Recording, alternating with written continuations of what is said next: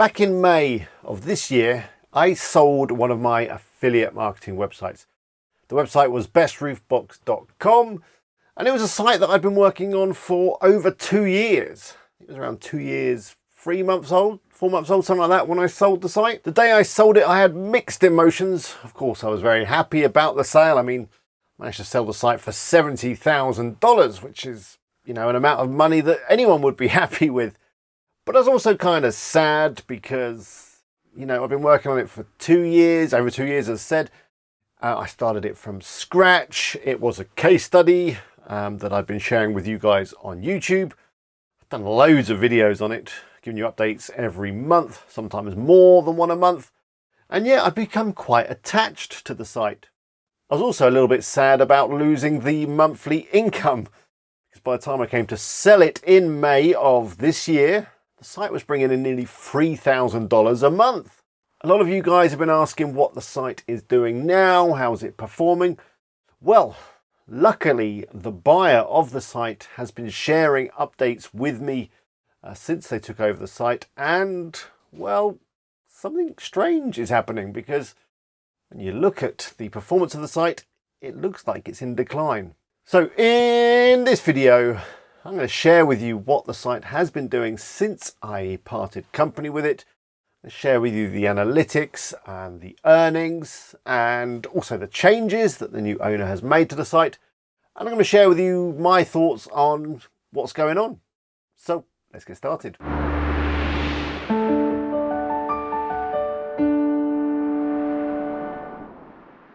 Hello, it's Alex here. Hope you're all well. So let's start by taking a look at June, which is the month after I sold it. I sold it at the end of May. Let's take a look at what the site was doing in terms of income. And in fact, June was a pretty good month for the site. It was even better than May, which was my last month. And well, yeah, let's take a look. In June, the site broke through the $3,000 mark. $3,000 a month. That's pretty impressive. And when I saw this, feelings of regret began to creep in. I thought, oh God, I've made a terrible mistake selling the site. It's still on the up. In a couple more months, it's probably going to be pulling in $5,000 a month. But I kept remembering why I sold the site. I sold the site because I needed a chunk of money to help facilitate my move to Spain. I was dreaming of sunny beaches, sipping sangria, enjoying the Spanish life. And as you can probably see, I haven't quite made it to Spain just yet, but that's another story. So June was a fantastic month in terms of earnings, and the traffic to the site was still growing as well. If we take a look at the analytics, and yeah, these screenshots have been shared to me by the current owner, we can see that it was up 23% on May. So I can imagine while I was sitting there thinking that I'd made a terrible mistake, the new owner was rubbing their hands together with glee, thinking, wow, I've picked up a fantastic investment here. The site is growing quickly. I'll have my money back in no time. But then July happened and something changed with the site. Well, there was a couple of changes actually. I'm going to talk about what I think they were in a moment. But the total earnings for July were less than what I earned in May, and they were less than the earnings in June. They came in at around $2,500 in that month, which, was down on both May and June. Traffic was also starting to decline. It was down 8% on the previous month. So something had happened, but I don't think it was anything that the new owner had done to the site, because they hadn't actually made any changes at all. They hadn't added any new content. They hadn't changed anything that I'd done. Now in June, I think Google rolled out their core Web Vitals update. Do you remember? I think it was around that time.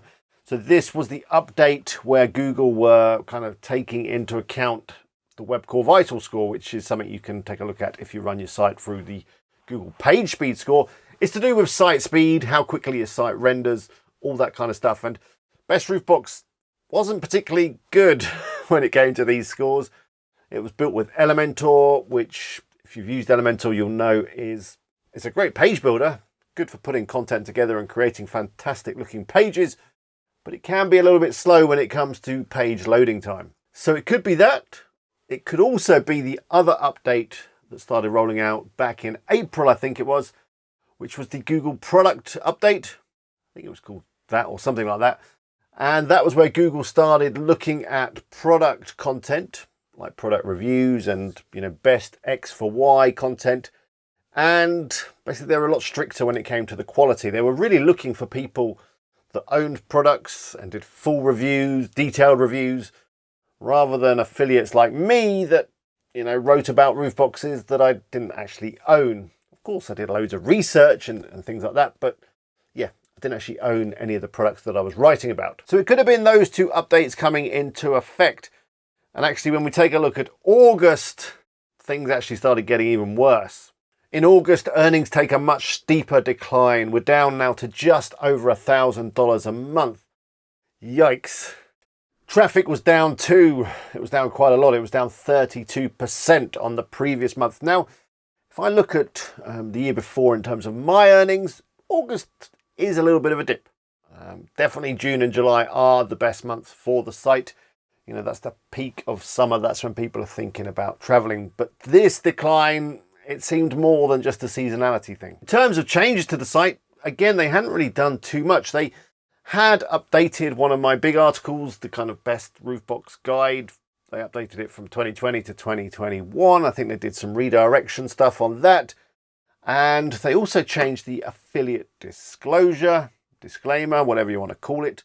And, well, they actually made it really small and kind of hard to read, which personally, I would be a little bit worried about doing that because I think it could upset Amazon or indeed the FTC. Got to remember that your Amazon disclosure or indeed your affiliate disclosure should be very clear. People shouldn't be able to miss it. It should be in their face. But I don't think those little changes would have that kind of effect on traffic and earnings. And in terms of moving the site, maybe that had an effect, but it was actually still on the same hosting. He continued to have it hosted with Phil over at Spiderweb, so probably not that. One thing that they have sorted out is the Web Core Vital Score. If you run the site through Google PageSpeed now, it does really well.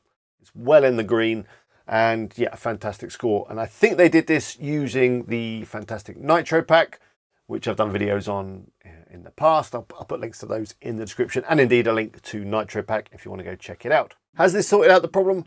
Well, when I take a look at Google Search Console and Google Analytics for the site, it does seem to have leveled off a bit. The decline seems to have stopped.